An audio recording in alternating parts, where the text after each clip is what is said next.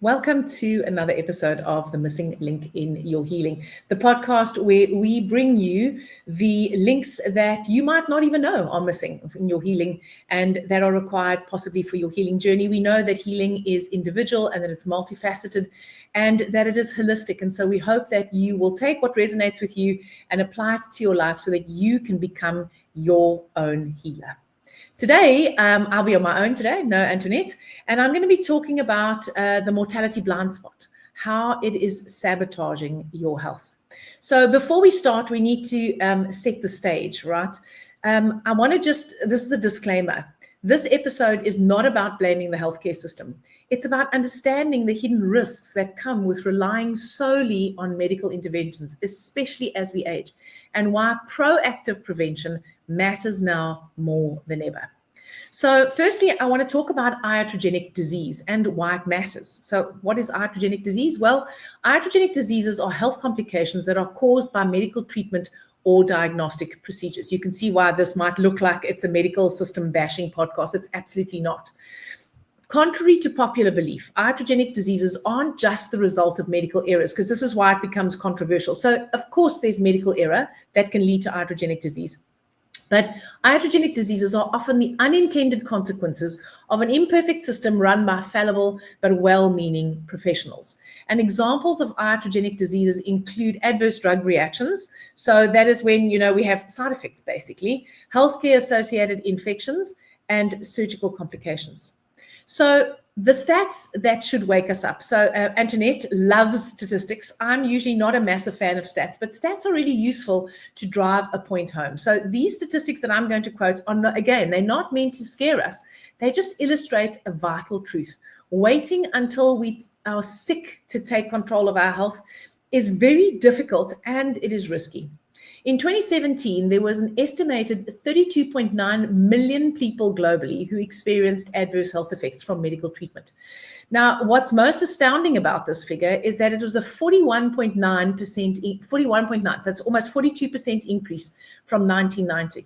So this is in less than 30 years, the number of people who experienced adverse effects almost doubled.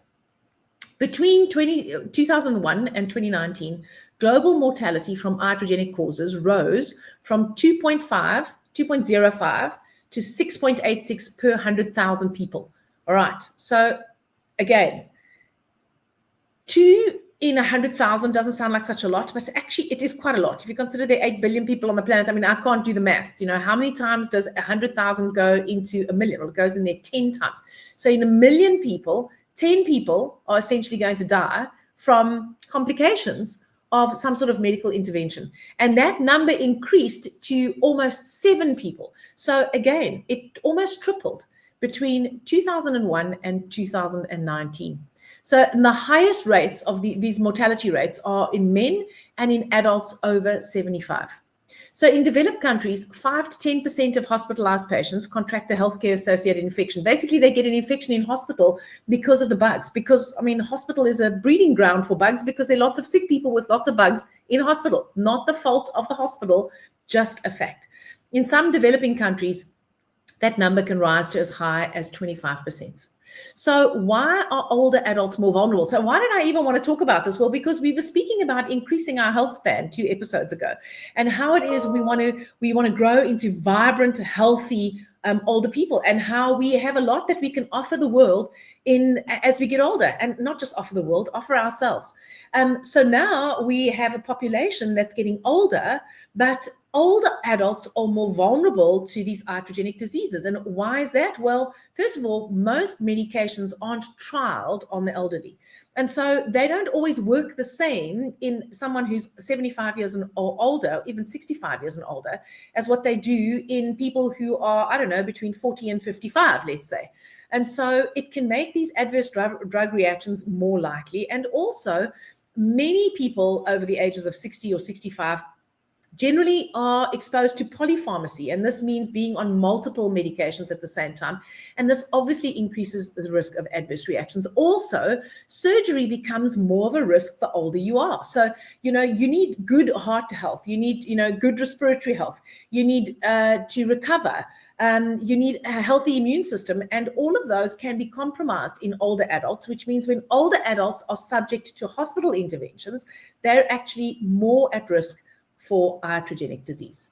So, what is this blind spot in the system? Well, interestingly enough, when I asked ChatGPT about how we can reduce iatrogenic diseases, it didn't offer a single suggestion mentioning prevention of chronic disease in the first place. So just understand that ChatGPT goes and trawls through all the information on the internet about iatrogenic diseases and then spits out information that I'm looking for. So I want you to think about that for a second. It spoke about how we need better communication between humans in hospital and medical settings. It spoke about how we need to have safer administration of drugs. It spoke about how we need to be more careful about how we prescribe and we administer medical procedures, but it didn't speak about prevention.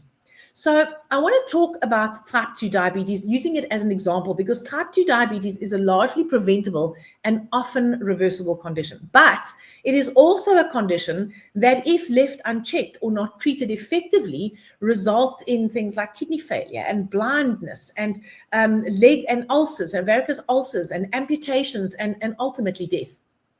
So metformin, which is the most prescribed drug globally, 150 million people are on metformin. And metformin is a drug that is used, it's prescribed for type 2 diabetes. And it can reduce mortality by 30%. Now that's significant, right? It works. But here's the kicker.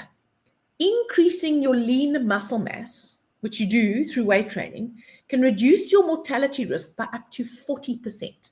Now, this is just your overall mortality risk. This is not necessarily if you're a diabetic or not a diabetic, but if you are, it can reduce your mortality risk by up to 40%. All-cause mortality, which means that, just for a second, 40%, you have a 40% decreased risk of death, depending on whether you've got enough lean muscle mass or not. So we can prevent diabetes through lifestyle, having lower body fat, having an increased lean muscle, and we can get increased lean muscle by something as simple as lifting fairly heavy weights 3 times a week, minimally, even twice a week. Even once a week can make a difference, right? So if you change nothing else in your entire lifestyle, we spoke about sarcopenia, muscle wasting being a risk of aging and mortality in our aging episode.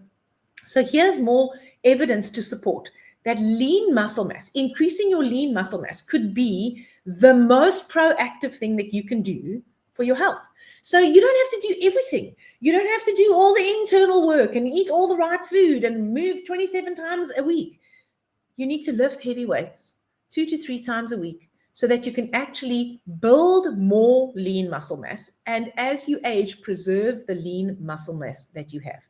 And interestingly enough, the more lean muscle mass you have, the less risk you have of developing diabetes, and the less chance you have of having to be on any kind of diabetes medication. And remember, diabetes usually comes together with other health risks. So metabolic syndrome is a syndrome that consists of 3 conditions: hypertension, high blood pressure, hypercholesterolemia, elevated cholesterol, and diabetes. And very often when patients are insulin resistant, before they become diabetic, when they're insulin resistant, they develop the raised cholesterol and the increased blood pressure, and then the diabetes comes along as the 3rd leg of the triad. So if you can decrease your insulin resistance, if you can increase your body's sensitivity to insulin, which the more muscle you have, the more sensitive you are to insulin, you decrease your risk of the entire metabolic syndrome triad. And there are loads of other conditions that are associated with the increased inflammation that develops as a result of insulin resistance and ultimately diabetes. And this is one example. It's one example, but what's important about this is that it is the most treated condition in terms of drug treatment in the world. I didn't know this. I was like, wow, okay. And I'm in this game. I didn't know that it was that prevalent in terms of its prescription. So this is why it's important, guys, that we take control of our health. Now we're going to talk about the mortality blind spot. So why don't we just all do what we know is good for us. And for those of you who are already doing all of this, I know it's like preaching to the choir, but it's always really useful to hear this. And I'm going to give you I'm going to give you a special exercise at the end that is going to help you in all aspects, even if you are already doing the right things in terms of your nutrition and your resistance training. So why don't we just all do the right things for our health? Well, because we have what I call our mortality blind spot. It's the part of us, it's that blind spot that avoids facing the reality of aging and death. You know, we might hear about someone who is a similar age to us. So I'm 55. So I might hear about a 52-year-old or a 53-year-old or a 55-year-old that dies of a heart attack or has a stroke. And, you know, when I hear about it or I read about it or someone tells me about it, especially if it's someone that I know, I'm shocked, I'm horrified, I'm empathetic towards the family. I think to myself, wow, you know, that could be me. And for a while, it makes an impression. But you know what? Then eventually, it can be a day or two, sometimes a week, I get back on with my own life. And somehow part of that mortality blind spot is not just that we're not going to age and that we're not going to die, is that these kind of things are not going to happen to us. They happen to other people. Deep down, the reason why we have this mortality blind spot is because deep down, in the deepest recesses of our unconscious, many of us hold, in fact, most of us, all of us, have the limiting belief that I'm not worthy of love and therefore not worthy of life. And so we create unconsciously circumstances that prove the veracity of that belief. And so if we were all super proactive about our health, then, if we've got this health, this belief that's essentially running the show that we don't even know about, can you see how it is that we sabotage or we don't take note of it or we think we'll start tomorrow? We avoid thinking about mortality, not because it's morbid, which is what our ego convinces us to do. It's like, well, you can't possibly be thinking about your death because that's just morbid. That because it forces us, if we thought about our mortality, if we thought about aging, if we didn't just think about what happens after we die, but we thought about the lead up to our death, you know, if we're lucky enough to live a long life, and the way in which we might potentially die, none of which we can control, I concede that. But when we avoid thinking about that, it enables us to avoid confronting the disconnection that we have from our bodies. So many of us are disconnected from our bodies. We live from the neck up, right? We live in our minds. We live in our thoughts. We live in our memories. We live in our future projections. We live in our fears, the emotions that drive us. But we don't actually feel like we are fully embodied until something breaks down. And this reminds me of the lyrics of the Joni Mitchell song. This comes from Big Yellow Taxi, just in case you're one of those people who hears lyrics and goes, oh, I know that. What song was it? Don't it always seem to go that you don't know what you've got till it's gone? And the reason why that is a truth, and it's maybe a cliche, is because we don't appreciate what we have until we lose it. And it is very, very common that when someone suddenly is confronted with an illness, particularly if it's really serious and potentially life-threatening, or it's chronic and you're going to have it your whole life, that's when we start worrying about our health or wanting to fix our health. But we do it from that place of fear because we have no experience of being fully connected to our bodies, because we see ourselves as being separate from our bodies. But the truth is, when we reconnect to our bodies, that is the source of our power. You cannot access your deepest wisdom or joy if you're disconnected from your body. Because your body is where you feel your emotions. So you might be thinking, oh, okay, well, I'm, I don't know, 55, I'm as old as Loretta, or I'm 45, or I'm 60, or I'm 65, and, it's too late for me. Well, it's never too late. Here's the good news. Your body is a self-healing system if you give it the right support, and it's never too late to start. So where do we begin? Well, we begin by choosing. We begin by making a commitment to ourselves, even if we don't know how we're going to do it, even if we need to get help along the way. Of course, that's always an option, but we commit. And so, W.H. Murray said, until one is committed, there's hesitancy. But the moment one definitely commits oneself, then providence with a capital P, providence, the universe, God, whatever you want to think of it, moves to and puts in place all sorts of things that you could never have imagined. So now I've paraphrased that quote, right? But when you commit, when you make that choice, when you take full ownership of your body and you step into that role of being the CEO, not only of your mental life, the life in your mind, the life from the neck up, but your whole life, from the top of your head to the tip of your toe, that's when you take accountability, you take full ownership, and that's the place to start. If we don't commit, it just stays like one of those, it would be lovely to do. When you make a commitment, you're actually saying to your subconscious, I am choosing to create my most vibrant, radiant health. You could use those words if you like. That's my choice. I choose the end result of vibrant, radiant health. So when you take full ownership, that's the place to start. The next thing to do is to remind yourself daily. Remind yourself daily that age is actually a privilege denied to many, and that it is inevitable, as is death, and that you have a choice. Just as you have a choice in how you live your life, you also have a choice in how you age. So your life is not guaranteed. So every day ask yourself, how am I choosing to live today? I'm not going to live forever. I'm definitely going to age. I might imagine that the things that happen to other people as they age is never going to happen to me. But you know what? Unless I do something about it, it probably is. And that life isn't guaranteed. So how am I choosing to live today? And step 3 is to reconnect to your body daily. Now, here's a simple practice. I'm going to show you a more a longer version of this. But this is a simple daily practice that you can do every day. So at the end of the day, just ask yourself, maybe before you're falling asleep, what was the best part of the day today? Now, if you had a crappy day, just what was the best part of your crappy day? Maybe it was the cup of coffee you had. Maybe it was feeling the sunshine on your skin. Maybe it was closing the deal. Maybe it was signing a new client. Maybe it was an amazing healing session you had. Whatever. Maybe it was making love with someone that you love. Maybe it was that unbelievable hug that you got today. Whatever it was. Whatever the best part of your day was. What's the memory of that? And then just close your eyes and go back to that moment and ask yourself, how did my body help me to create this? And how did it help me to experience this? And how did it help me to enjoy this? Because if you can fully appreciate, now you might say to me, oh, Loretta, it's obvious. I mean, without a body, I wouldn't have experienced it. But you want to remind yourself of that.